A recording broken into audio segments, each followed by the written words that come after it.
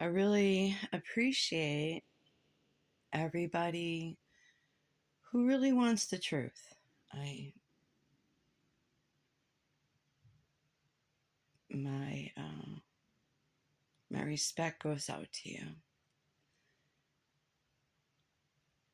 When I was a kid, I loved the plays. And we would paint scenery and stage things, and that's what happened in the Idaho 4 house. They were staging things. I know that something happened with XANA when she left that food truck with Ethan. I know that no bodies were taken out of that house. I know that no autopsies were done on any of the bodies because none were taken out of that house.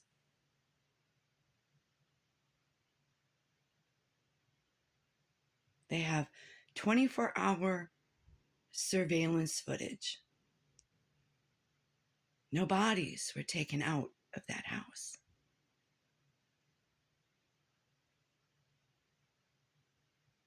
Unless they were small enough and chopped up to be carried out in little sacks. Now, we did have that video that I did of the hand in the bag by that campfire, and the nail polish matched up, so sad to even say it, to KAYLEE's hand for that evening. Jesus, God almighty, what the hell's wrong with people? Anyway, the way I want to start my morning, I feel bad for everybody involved. This is horrible.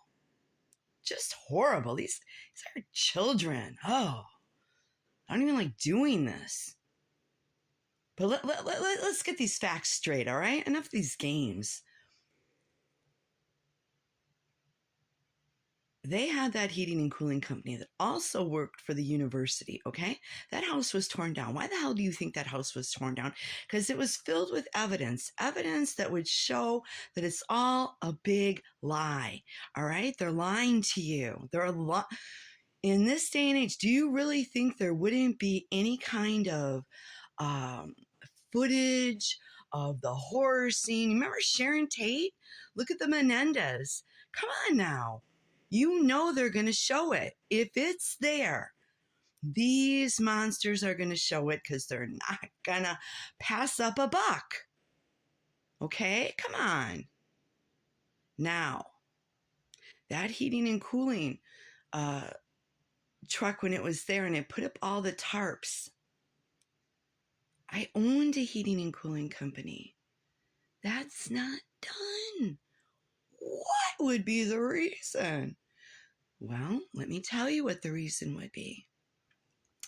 They worked for the university furnace, so they knew how these things were connected. And there were tunnels. There were, okay?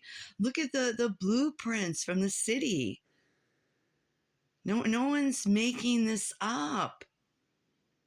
Now, if these idiots thought that they could cremate the bodies in the university furnace and tried to shove them in there, and when the bodies weren't burning, because they're not gonna, these bodies, when they're cremated, they are scooped out, okay? It's like a perfect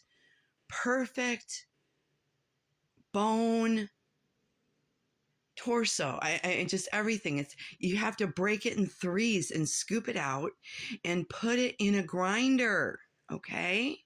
And it grinds it up. It's not going to turn to ash. They thought it would, and it didn't. And I believe they had to come there and get the remains out of that furnace. And we don't even know whose remains were in that furnace.